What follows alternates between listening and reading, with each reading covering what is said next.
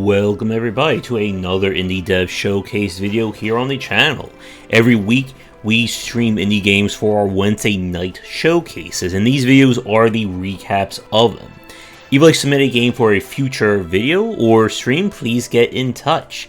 But we are beginning with the game Gloom, and this is one that I believe I picked this one up a long time ago, at least by 2020 standards.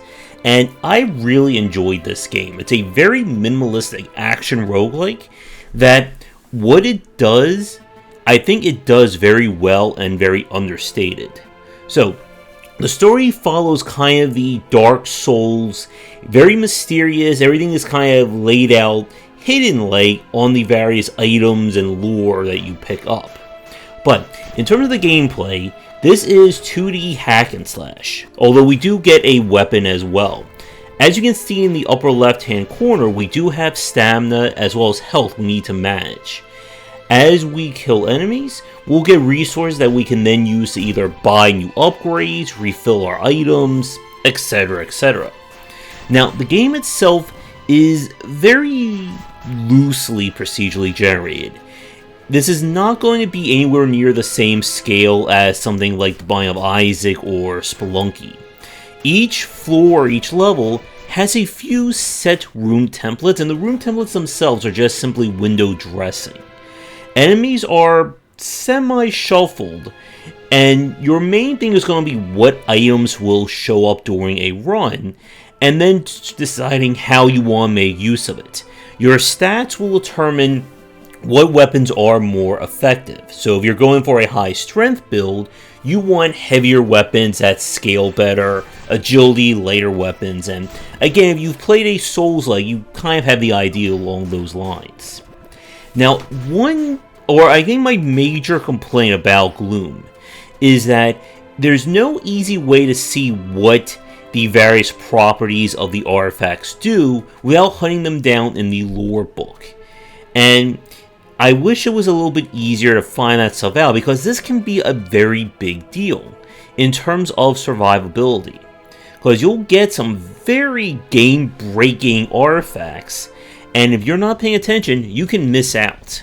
In terms of enemy designs and the general gameplay, everything flows nicely. The bosses and enemy AI is on the basic side. We're dealing with very basic random patterns for how enemies behave.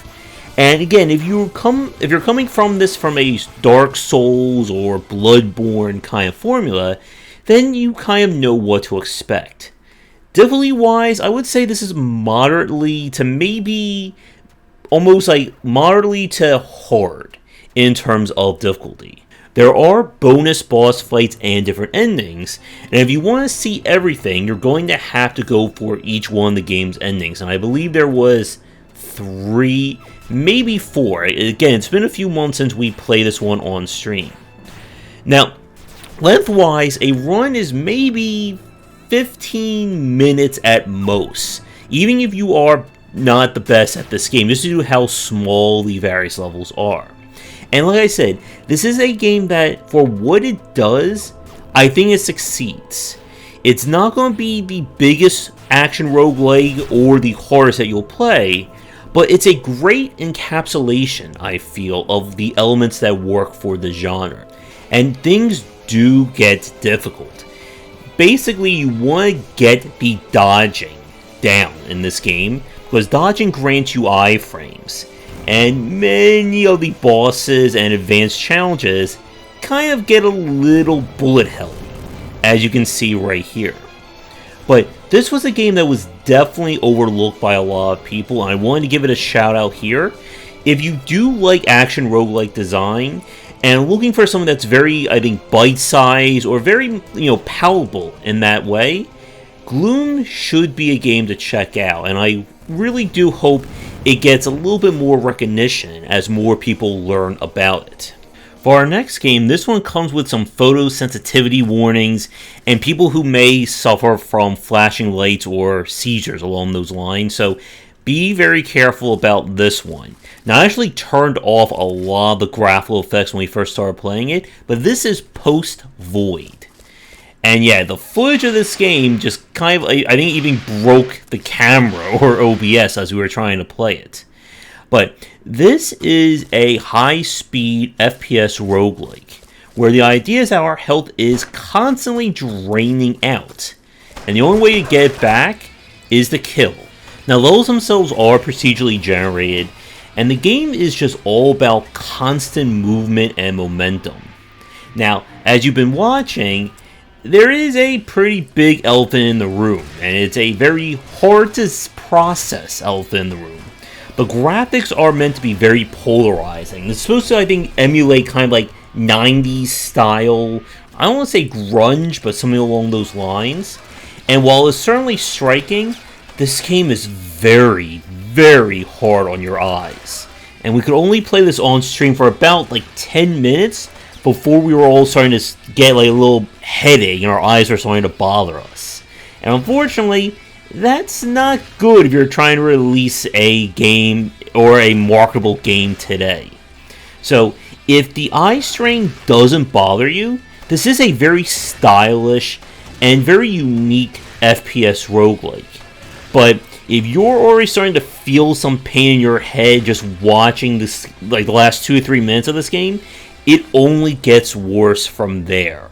And unfortunately, I had to put it aside, even with the quote-unquote accessibility mode option. Now with that, we turn to Kill It With Fire.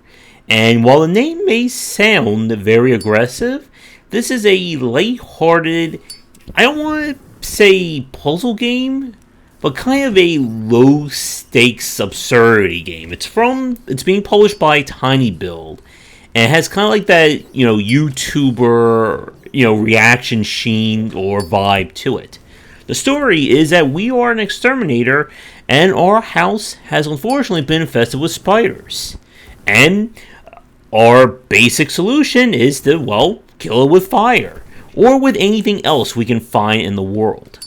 Each level is handmade, and we're given a number of objectives to uncover or solve, with being able to unlock new items, perks, and gadgets as the game goes on. We can listen and try and hear these spiders scuttle around, and there are different spiders who will either, kind of lay eggs, they may do something special, etc., etc. But the main thing about this game is definitely the absurdist humor, and the fact that, we are probably causing more harm to our house than what these spiders would ever do. And there are additional rewards you can unlock, and there are bonus things you can find each level as well. In terms of complexity, this is not going to be that game. And it feels very much like a casual design that if you are looking for something lighthearted to play, I would say give this one a check. It's not the worst game, but if you are hoping for more depth or more things to do within the space, and don't really care about, lighting your whole house on fire to deal with spiders, then this game will probably not work for you. But with that said, we're going to take a quick break, and when we come back, we have 3 more games to look at for this spotlight. And now for a quick shout out to our current Game Wisdom supporters and sponsors. Going forward, all Patreon supporters will get early access to our videos. And if you'd like to continue this discussion on game design, be sure to check out our Discord channel, linked down below. If you're looking for more wisdom about game design, be sure to check out my latest offering of books, 20 Essential Games to Study, aimed for first-time developers and students looking for some inspiration for their upcoming games, and Game Design Deep Dive Platformers if you're interested in anything regarding 2D and 3D platforming design. They're both available in print, digital, and wherever books are being sold. For our next game, this is one that definitely shows a lot of potential. This is the Magister. And this is the next game from the developers of Monster Slayers, which was kind of one of the first titles to really break out with the whole deck building or deck building style roguelike game. And this is anything but that. Now, the footage that you're seeing, this was taken from very early. I think this was a pre-alpha demo or somewhere along those lines. The developer allowed me to play. But this game is a role-playing mystery title, where each time you play it, the murderer, as well as what has happened, is randomly chosen.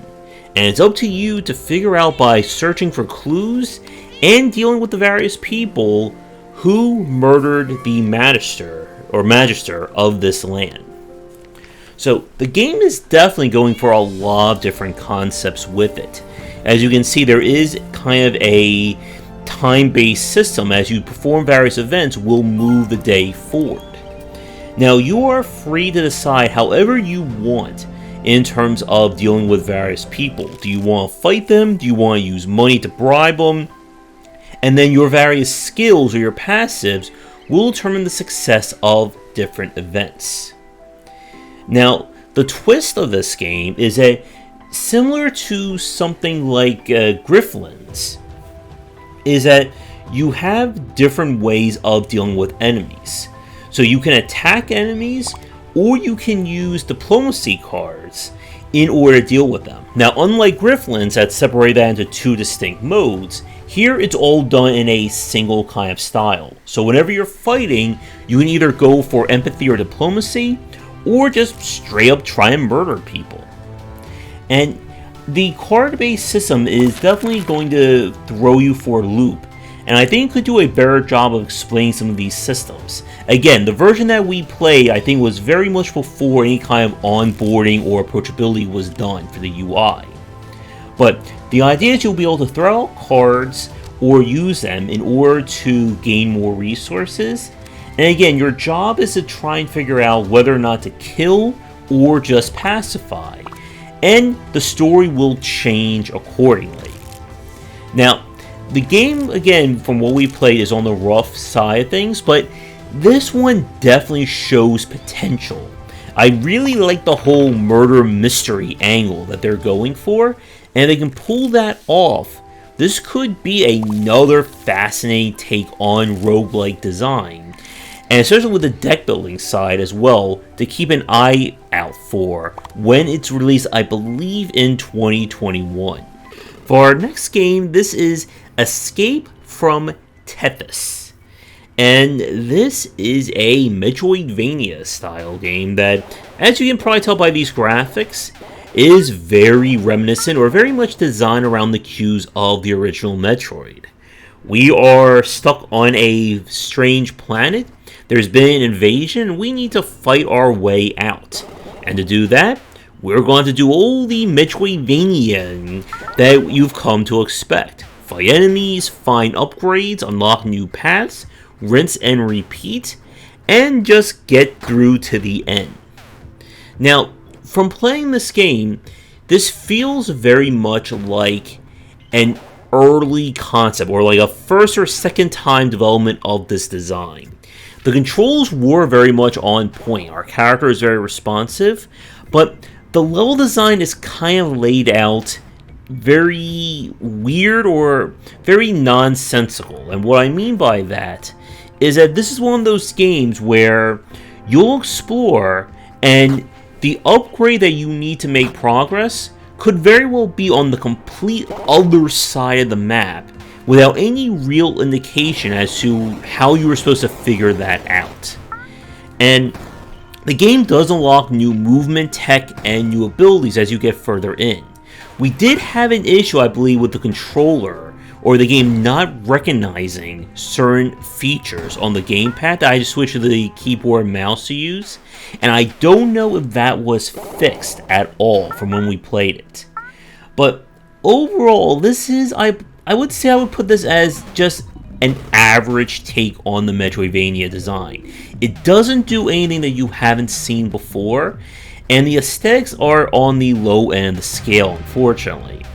If you have exhausted all your other Metroidvania style games and you're looking for another one, Escape from Tethys could work for you, but again, it lacks, I think, the refinement and iteration that we've seen other developers do in this space, and some of the issues just kind of got more and more annoying as we played through it to the end. For our final game of the video, this is Metamorphosis. And this is an unusual game. It kind of reminds me of the classic Bad Mojo. But this one is done more as an action-adventure game rather than more of an adventure puzzle game. The story is that after one fateful evening, we have awoken to find that we've been turned into a bug. And things get stranger from there, as we need to figure out how to turn back to normal, help our friend here, and discover the mysteries of a giant insect city that is hidden down in the sewers. So, right off the bat, I love the style of this game. I've always been a big fan of games that really go for a sense of scale or maneuvering around that space, and Metamorphosis definitely does that.